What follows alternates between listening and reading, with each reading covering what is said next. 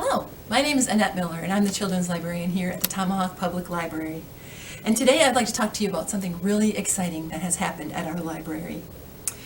Over the past year, it's been a very challenging time, but during that time, we completed a grant project as a result of being the co-recipient of the 2019-2020 Wisconsin Valley Library Service Innovation and Collaboration Literacy Grant. And before I tell you exactly what happened inside our space, I'd like to give you a little bit of background about how we worked our way up to receiving the grant and the end results of the grant. So, I've been a children's librarian here for over 18 years, and in that time, I've seen a lot of changes in services for children and families, and our library and the staff here and board of directors understands the importance of keeping current when it comes to serving this part of our community. The library is still about supporting the development of lifelong love of books and learning, but we're also proud to offer many other services to all of our patrons here inside these walls, in our community, and online. Over the years, we've been fortunate to have received funds from grants here and there along the way, as well as the establishment of a wonderful natural resources education endowment grant. However, we still have to work within the constraints of a small library's budget in order to meet the needs of our community as best as we can. An area that continues to be an important focus is early literacy and young children here in our library. Several years ago, we started to add some components to our our children's area here that were based on the 5 early literacy practices of talk, sing, read, write, and play.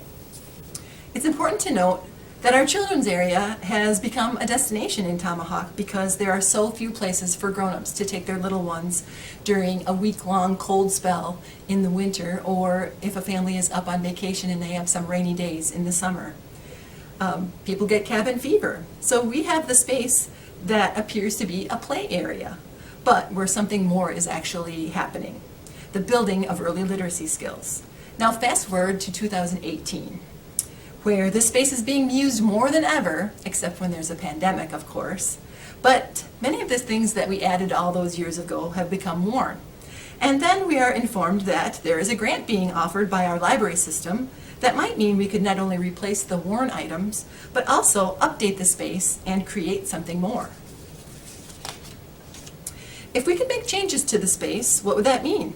Keeping the focus on the 5 early literacy practices was essential. But what is the vision for the space? I felt it was important to take into consideration the importance of nature and the outdoors, considering where our community is located and where our library is located.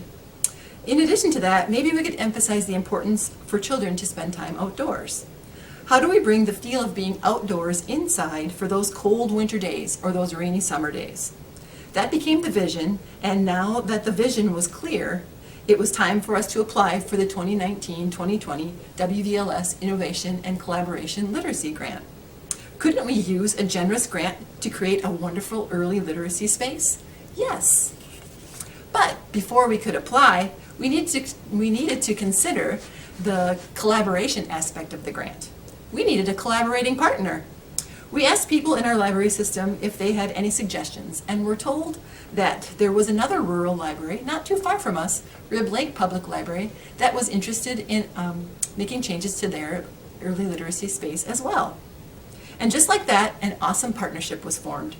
We got together, applied for the grant, and were ultimately and gratefully selected to receive it. Then it was time to finalize the plans and make decisions.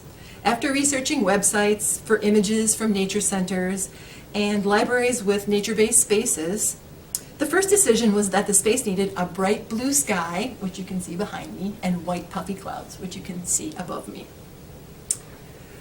So after that, our library director, Heidi O'Hare, designed some sketches of a cabin and some trees, and those pieces would ultimately set the scene. Heidi found 2 local woodworkers, Lenny Bartz and Todd from Rock Falls Woodworking, who created some beautiful pieces for this space. And we also hired Jesse from JR Painting, who has done a great job on several painting projects for our library over the years. After these larger parts were completed, it was time to fill in the details.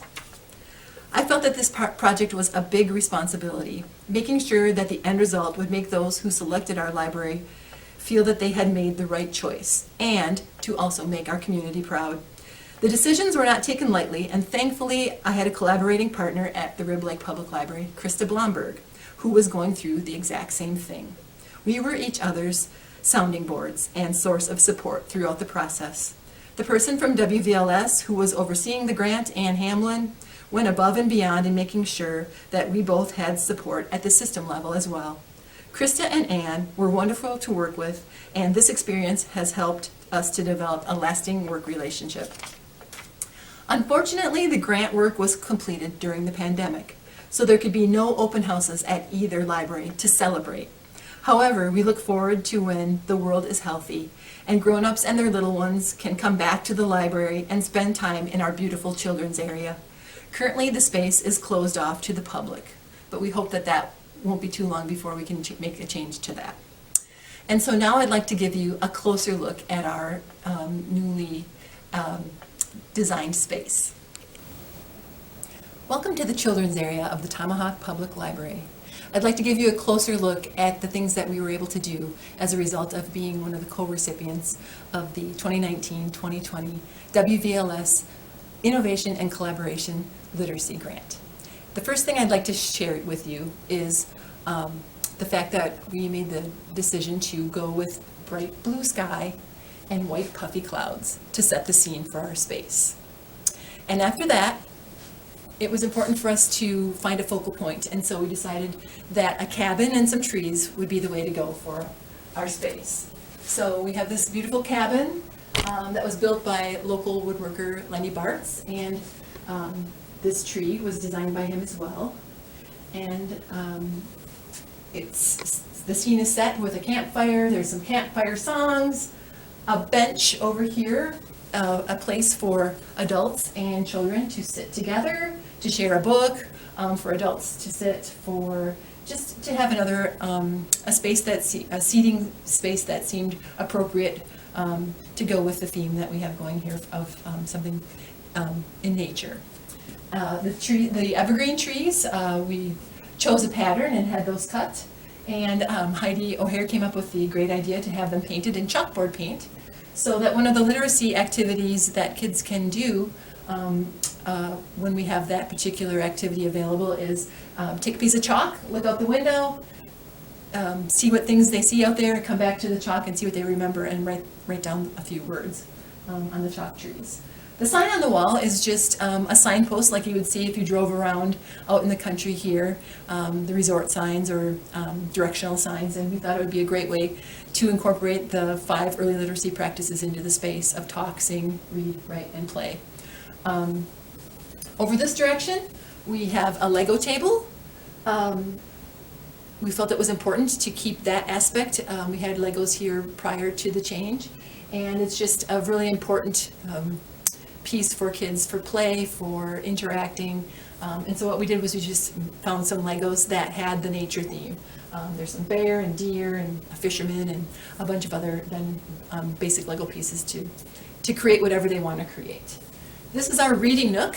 We had this piece previously, but wanted to still keep it in the space, so we decided that we'll exchange themes on a regular basis. Right now I have a river otter puppet in there and some otter books, nonfiction and fiction, that someone can sit in there and snuggle up with Otter Puppet and read. Down here on the floor, this is our new display for board books for little people. Previously, we had a tower for board books. They weren't very accessible to the audience that reads this type of book. I wanted something that was lower where kids could crawl up or sit down next to and pull the books out. And so Todd from Rock Falls Woodworking designed these and built these beautiful board bookshelves for us. Over this direction, I'm going to take it way over here. This is our puppet theater. We've had this piece for quite some time, but it's a very popular piece, and the interaction that occurs with kids is just something that we felt was important to keep in the space as far as early literacy practices as well. It had a plain red curtain before, but now we found some nature fabric to create a cuter curtain to make it kind of go along with the space.